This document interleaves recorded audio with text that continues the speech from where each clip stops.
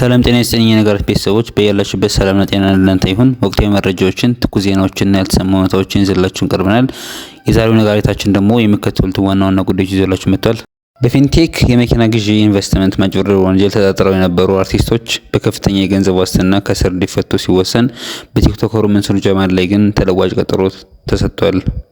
በኢትዮጵያ ላይ ጥለው የነበረውን የጦር መሳሪያ ማዕቀብና የፖሊሲ ኦፍ ዲኔል ገደብ በኢሳማ ማንሳቷን አስታወቀች።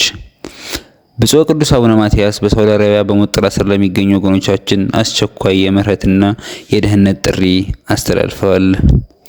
ዝርዝር ዜናዎችን ይዘላችሁ ቀርበናል። አብራችሁን ቆዩ። ወደ ቀዳሚ ዜናችን ስናልፍ በፊንቴክ ኢንቨስትመንት ስም በተፈጸመ የመኪና ማጭበርበር ወንጀል ተጠርጥረው የነበሩ ታዋቂ ግለሰቦች የፍርድ ቤት ውሎ ዛሬ ውሳኔዎችን አስተናግዷል። ጉዳዩን ሲመለከት የቆየው የከፍተኛው ፍርድ ቤት አራተኛ ልዩ ችሎት በጠዋቱ ክፍለ ጊዜ 6 ታዋቂ አርቲስቶችን በከፍተኛ የገንዘብ ዋስትና ከእስር እንዲፈቱ ፈቅዷል። በዚህም መሰረት አንጋፋዎቹ አርቲስቶች ሰራዊት ፍቅሬ፣ ሰለሞን ቦጋለ፣ ይገረም ደጀኔና ዳንኤል ተገኝ እያንዳንዳቸው ግማሽ ሚሊዮን ብር ወይም 500 ሺህ ብር ዋስትና በማስያዝ በነፃ እንዲወጡ ወስኗል። በተመሳሳይ ተከሳሾቹ ካይድና አብርሃም ግዛቸው ያላቸውን የገቢ መጠን ከግምት ውስጥ በማስገባት እያንዳንዳቸው 400 ሺህ ብር በማስያዝ የዋስትና መብታቸው እንዲከበርላቸው የወሰነ ሲሆን ሁለቱም ተከሳሾች የህግ ሂደቱ እስኪጠናቀቅ ድረስ ከአገር እንዳይወጡ ታግደዋል። በሌላ በኩል የቲክቶከሩ መንሱር ጀማል የዋስትና ጉዳይ በተመለከተ አቃቤ ሕግ ያቀረበውን መቃወሚያ መርምሮ ብይን ለመስጠት ፍርድ ቤቱ ለግንቦት 10 ቀን ተለዋጭ ቀጠሮ ሰጥቷል። በዚህም ምክንያት መንሱር ጀማል እስከ ቀጠሮው ቀን ድረስ በፌዴራል ፖሊስ መቆያ በእስር እንዲቆይ ተገዷል። በቀጣዮቹ ቀጠሮች አርቲስቶቹ ከቤታቸው፣ መንሱር ጀማል ግን ከእስር ቤት ወደ ችሎት የሚቀርቡ ይሆናል።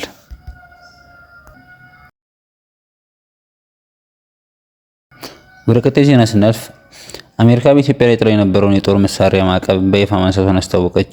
ይህ ውሳኔ በሁለቱም ሀገራት መካከል ለዓመታት ሻክሮ የቆየ ዲፕሎማሲ ግንኙነት ወደ መደበኛ ሁኔታ ለመመለስ የተወሰደ ትልቅ ስትራቴጂካዊ እርምጃ መሆኑን ተመልክቷል።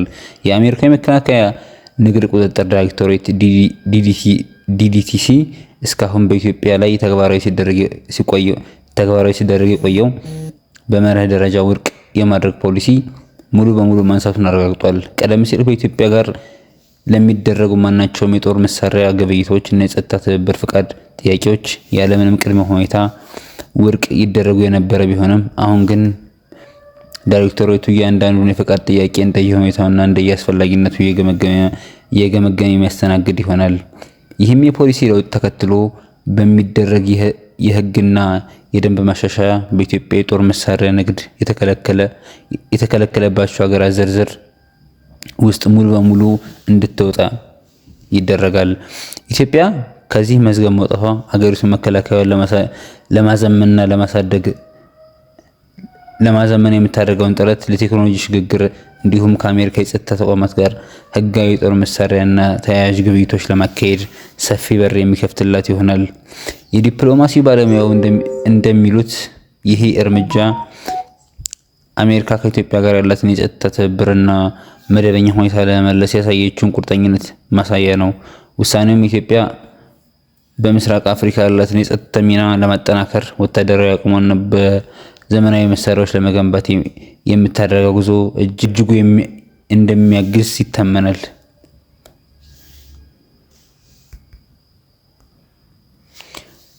ወደ መጨረሻ ዜናችን ስናልፍ ብፁዕ ቅዱስ አቡነ ማትያስ ፓትርያርክ ርዕሰ ሊቃነ ጳጳሳት ዘኢትዮጵያ በሳውዲ አረቢያ የሞት ፍርድ ተፈርዶባቸው እጅግ አስጨናቂ ሁኔታዎች ለሚገኙ ኢትዮጵያውያን ዜጎች ሕይወት መትረፍ የሚመለከታቸው አካላት ሁሉ ርብርብ እንዲያደርጉ አስቸኳይ አባትነት ጥሪ ያቀረቡ።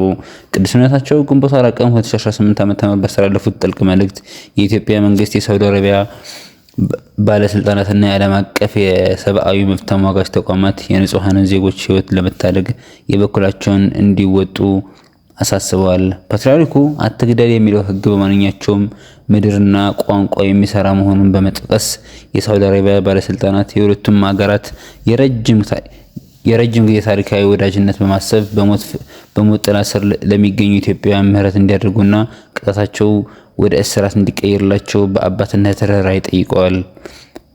ፍርድ ያለ ምህረት ከሆነ አምላካዊ ቁጣን እንደሚጋብዝ ያስጠነቀቁት ቅዱስነታቸው የኢትዮጵያ መንግስት ከከፍተኛ የሳውዲ አረቢያ ባለስልጣናት ጋር በአስቸኳይ በመነጋገር ዜጎች ወደ ሀገራቸው የሚመለሱበትን መንገድ እንዲመቻችም አደራ ብለዋል።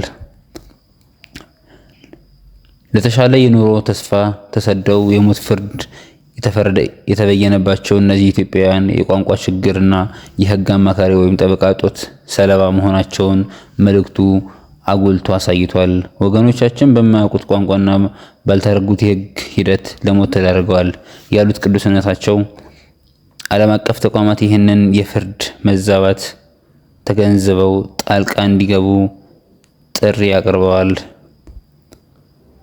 ቅዱስነታቸው መልእክታቸውን በዕብራውያን 13:13 ላይ በተመሰረተ ቃለ እግዚአብሔር በመጀመር የሌላውን መከራ እንደራስ አድርጎ መቁጠር የትክክለኛ እምነት መለኪያ መሆኑን አስተምረዋል። ማንም ሰው በእግዚአብሔር አምሳል የተፈጠረ በመሆኑ ህይወቱን በከንቱ ሊጠፋ እንደማይገባ በማስገንዘብ መላው ኢትዮጵያውያን በጸሎትና በተግባራዊ ጥረት ለወገኖቻቸው እንዲቆሙ አባታዊ መልእክታቸውን አስተላልፈዋል።